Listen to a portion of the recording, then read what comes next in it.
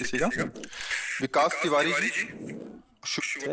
इसमें आज महर्षि महर्षि अब पूरा आर्मी का ही बैच है। इसमें आर्मी जो जवान हैं, ऑफिसर हैं, ब्रिगेडियर कर्नल और जो जवान हैं उनकी फैमिलीज हैं, और उन्हीं के एक प्रश्न भी है इन्हीं के बीच में से किसी का। विकास तिवारी जी, शुभम शर्मा जी, दोनों का लगभग एक जैसा ही प्रश्न है।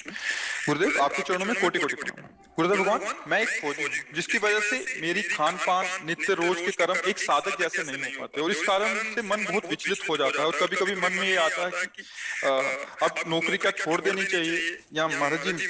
अगर आपने कभी आर्मी के दिनों से हमारा संभाषण जो हुआ अगर सुना होता ध्यान से, तो शायद ये प्रश्न न रहता। हमने सदैव उनको कहा कि जैसी भी परिस्थिति हो, उस परिस्थिति में आपका लक्ष्य केवल राष्ट्र सेवा है, ना कि आहार। आहार में क्या था मुझे नहीं देखना। मान लो आप युद्ध में हो, अब उस समय आपका लक्ष्य शत्रु पक्ष पर वार करके अपने को बचाना, अपने राष्ट्र को बचाना। अब प्राण पोषण के लिए उस समय जो कुछ आता है उस पर निर्णय नहीं करते क्या आता है, जो सरकार दे रही उसे उदर में डाला और गोली चला करके अपने राष्ट्र की रक्षा की, अपने को बचाया।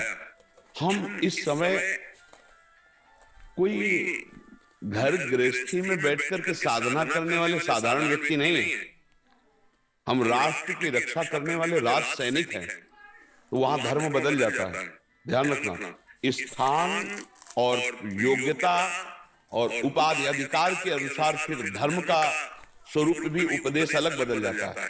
अभी आप रिटायर हो, आप घर में रहते हो, आपको अलग उपदेश होगा, लेकिन जब तैनात हैं आप, तो आपका पक्ष नहीं रह गया कि आपको क्या भोजन में मिल रहा है, आपको किस समय नहाने को मिल रहा है। ये सब बातें नहीं देखी जाती।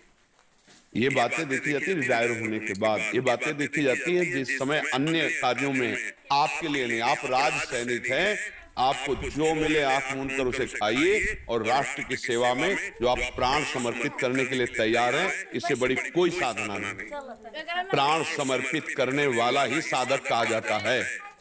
हमारी बात को समझना। जो संत अपने प्राणों का मोह छोड़कर भगवान में समर्पित होकर हर कष्ट सहता हुआ आगे बढ़ा, वही विजयी हुआ है, वही सिद्ध हुआ है, वही भगवत प्राप्त हुआ है। खान पान की व्यवस्था बुद्धि को शुद्ध करने के लिए चाहिए। हमें आपकी बुद्धि की शुद्धता की जरूरत नहीं है, आपकी बुद्धि में क्रूरता की जरूरत है कि अगर हमारे सामने हमारे राष्ट्र को क्षति पहुंचाने वाला है, तो हम क्रोधावेश में भर करके उसका सर्वनाश करेंगे। अब इस बुद्धि के लिए मूंग की दाल और गेहूं की रोटी की बात नहीं आएगी।